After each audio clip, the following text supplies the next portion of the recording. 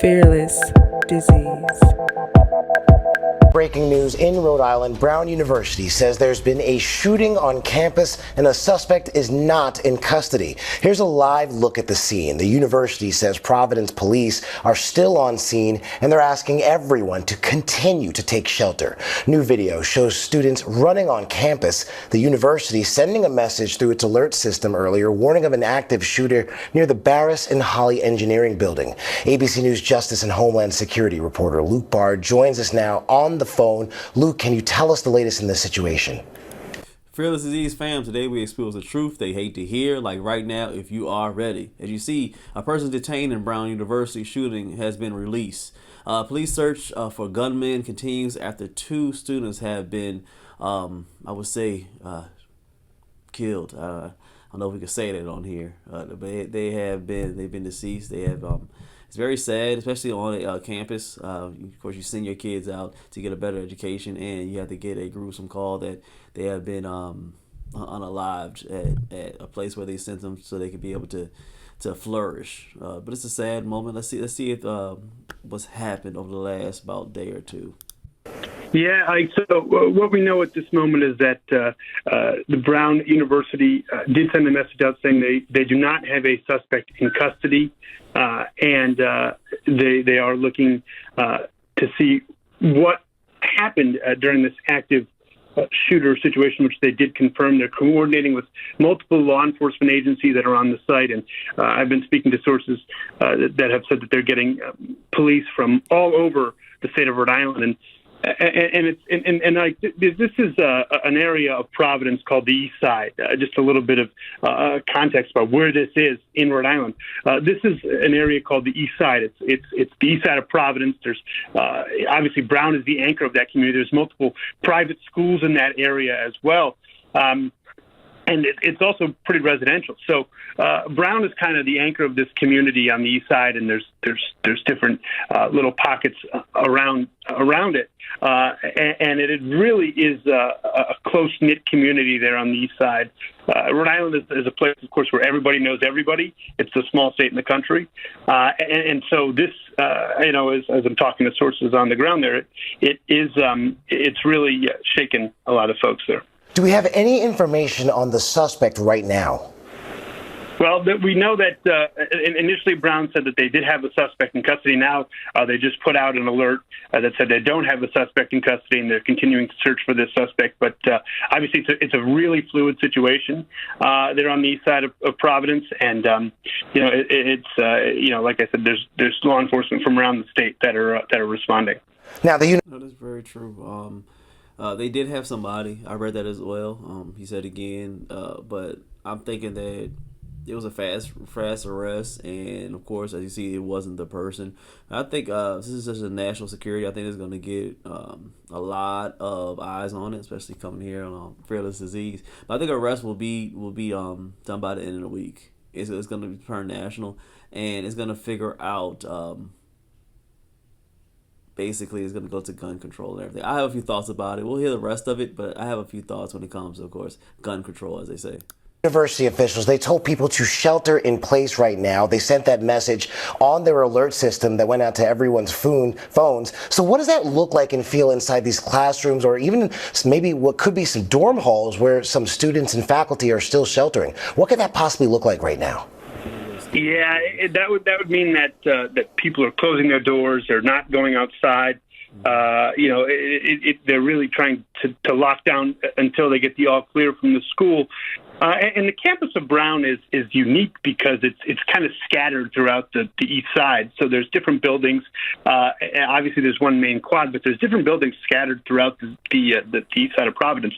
So this is probably going to be impacting all of those buildings and all those dorms and those classrooms. Obviously, of course, it's close to finals, so students are studying, and it is something that is kind of shaking the community up there. All right, we have ABC News contributor Brad Garrett, who's now on the phone. We're going to go to him right now, ask a couple of questions. Brad, you're seeing right now active shooter situation right now at the campus of Brown University. Officials are saying that the suspect has not been caught at the moment. Can you talk to us about what specifically police forces and other law enforcement agencies are doing right now as this search continues to sprawl out into that community? So obviously the key is how quickly can you ID the shooter? Now, we don't know, you and I don't know the specifics, who got shot, who might be deceased. All of those things are sort of obviously relevant as to playing into what was the motivation of this shooting. It may have, he or she may have nothing to do, the shooter may have nothing to do with who got shot, or it may have been targeted. That all becomes important, obviously, in trying to figure out who he is. But where I'm going with this is that there are going to be people that witnessed it, that saw the person, that may, if it's a student, may have recognized the person. Typically, as you well know, college campuses have a lot of CCTV. You're going to look at that quickly, because obviously, if this was, there's some reporting of a number of people shot. I mean, it's a big deal to find this guy and to stop him. If he's going to someplace else. And, is there information that there's more than one person? Typically, it's not. These tend to be lone actors, but you don't know until you play that out. And so that's very true. We don't know until everything unravels. It's so fresh and it's so new. Everybody's figuring it out. It was his target. Is random? Was it a man? Was it a woman? Was it black, white? It's right now, it's up in the air. But I'm sure the investigators are trying to talk to everybody that they can to figure out why and who this could be, because this is coming a new norm on the campuses that kids are bringing in guns, or people are coming in to target kids at college. I don't know what's the fascination around it, but I know the number one thing, of course, the libs and probably both sides are going to talk about is gun control. This certainly has nothing to do with gun control. They have guns for hundreds of years, and they're never going to go away. It's a mental problem. It has nothing to do with gun control, because you can outclass all guns and you can put more regulations on it and more stipulations on it.